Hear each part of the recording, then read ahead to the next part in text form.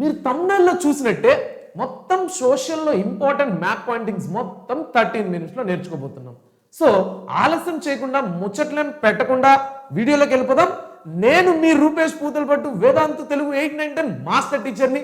ఈరోజు ఎందుకు ఇంత ఎనర్జెటిక్గా ఉన్నారంటే ఈరోజు మీరు ఖచ్చితంగా నైట్ నరూటోస్ బ్యాచ్ని చూస్తారు. ఎందుకంటే ఫస్ట్ టైం మన దగ్గర వేకప్ విత్ రూపేష్ సార్ ఎలానో నైట్స్ కూడా నైట్ మోడ్స్ని నైట్ నరూటోస్గా మార్చడం జరిగింది. దాంట్లో కూడా ఫస్ట్ వచ్చే సూపర్ 30 మెంబర్స్ని మీ అందరికీ తెలిసినట్టే అక్కడ అటెండెన్స్ అయిపోతున్నాను.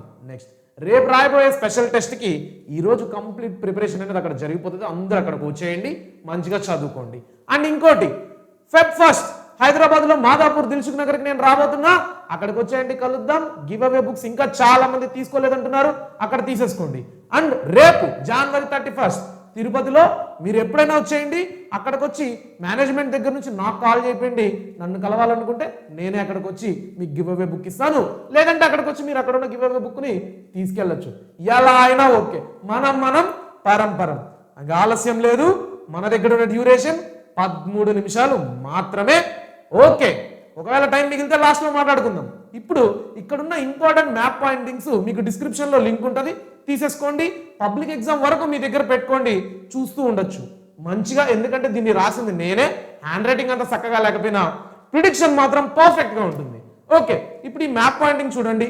ఇండియాలో ఇంపార్టెంట్ మ్యాప్ పాయింటింగ్స్ తీసుకున్నట్టయితే Ladakh, Lucknow, Delhi, Jaipur. First of all ఎలా మ్యాప్ పాయింటింగ్ పెట్టాలని దాని గురించి మాట్లాడుకుంటే ఏదన్నా ఒక లొకేషన్ పెట్టాలనుకున్నప్పుడు అక్కడ ఒక డాట్ పెట్టి దాన్ని రౌండప్ చేసి స్కేల్ తీసుకోండి. అంతేగాని ఎలా పడితే అలా గీకుండా స్కేల్ తీసుకొని ఒక లైన్ ఎక్స్టెండ్ చేసి మ్యాప్లోంచి బయటకు వచ్చిన తర్వాత అక్కడ నేమ్ రాయండి.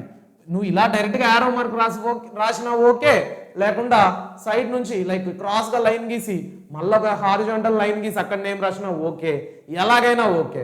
ఒకే చోట 3-4 పాయింట్లు ఇచ్చేస్తే మనకు ప్లేస్ ఉంటుంది కాబట్టి అలా నేను అవే తీసుకెళ్ళి మళ్ళీ ఎక్స్టెండ్ చేసి రాయాల్సి వచ్చింది అనమాట. సో మ్యాప్ పాయింటింగ్ పెట్టడంలో చాలా స్టైల్స్ ఉంటాయి. ఇప్పుడు చూడండి, ఇలా ఒక వర్టికల్ లైన్ గీసి హారిజాంటల్ లైన్ గీయడం, ఇలా ఒక క్రాస్ లైన్ గీసి హారిజాంటల్ లైన్ గీయడం, ఎలాగైనా ఉంటుంది. మ్యాప్ పాయింటింగ్లో పాయింట్ మనకి ఎంత తెలుసు అనేది నీకు మార్కుల్ని తెచ్చిపెడుతుందని నువ్వు అనుకుంటావు. దాంతోపాటు ఇండికేషన్ ఇస్ ఆల్సో ఇంపార్టెంట్.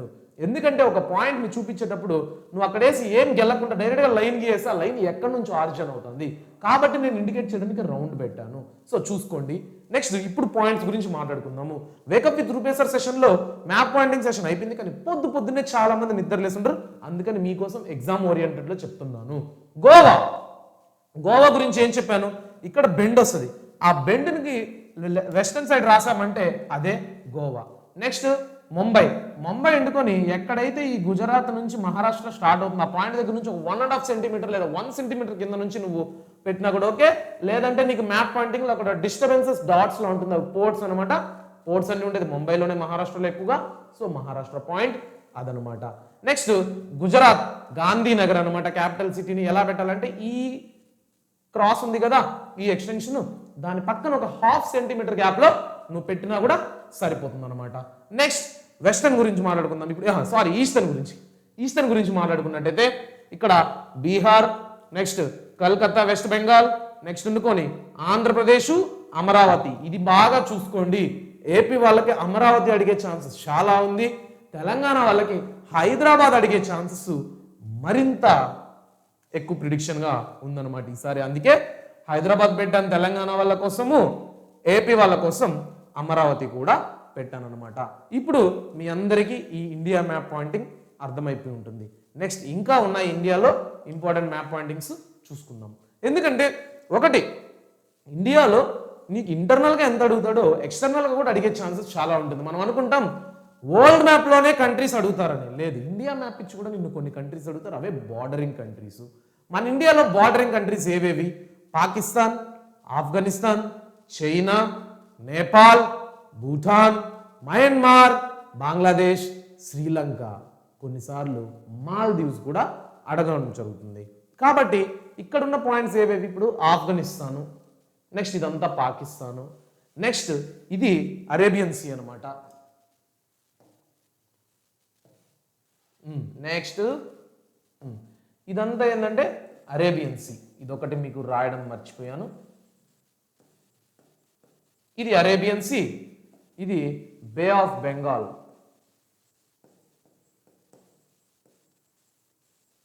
ఓకేనా. ఇంకా శ్రీలంక ఎక్కడ ఉంటుందో మీ అందరికీ తెలుసు. శ్రీలంక ఇక్కడ కింద ఉంటుంది.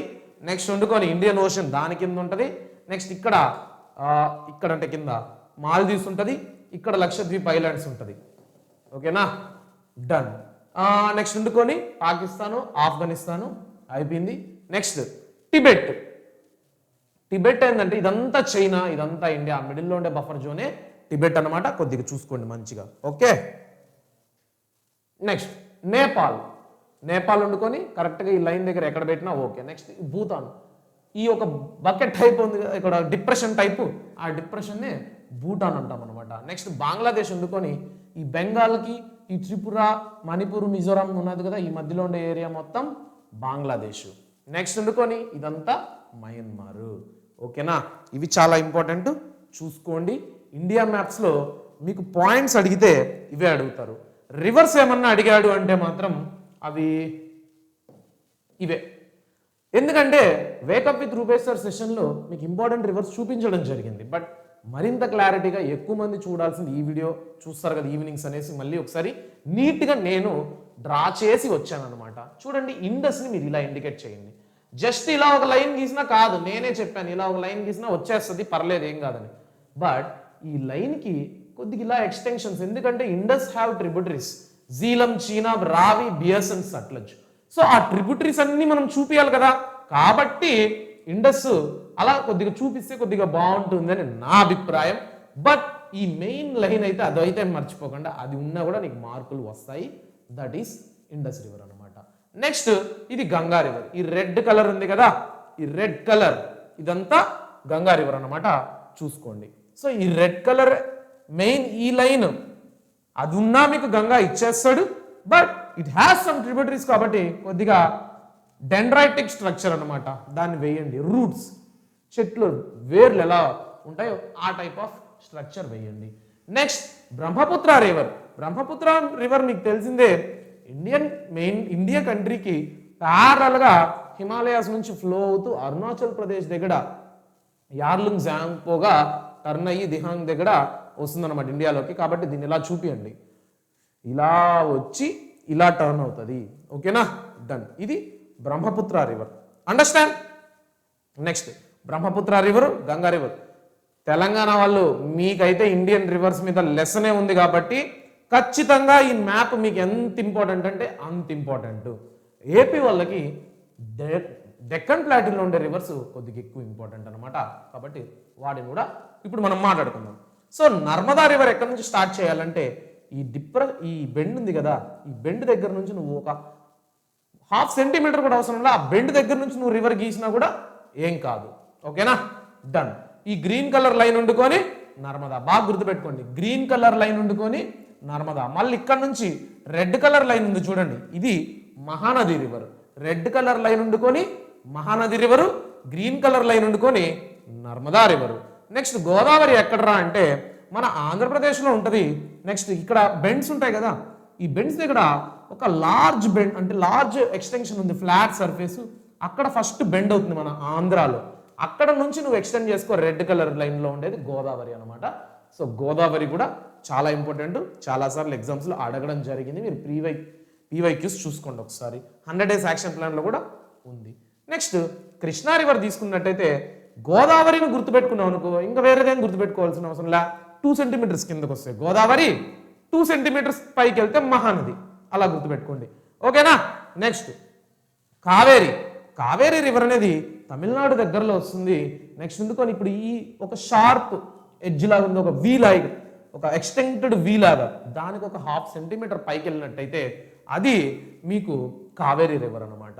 ఇవి చాలా ఇంపార్టెంట్ రివర్స్, వీటిని చూసుకోండి. ఏది ఇండస్, నెక్స్ట్ ఉండుకొని బ్రహ్మపుత్ర, నెక్స్ట్ ఉండుకొని గంగా, నెక్స్ట్ ఉండుకొని Narmada green colour, next Mahanadi red colour, Godavari red colour, next Krishna green colour, Kaveri green colour. ఇక్కడ మీరు గుర్తుపెట్టుకోవాల్సింది ఒకటే, ఒక్క మెయిన్ లైన్ గీసినా కూడా మీకు రివర్కి మార్కులు వచ్చే ఛాన్సెస్ 100% ఉన్నాయి.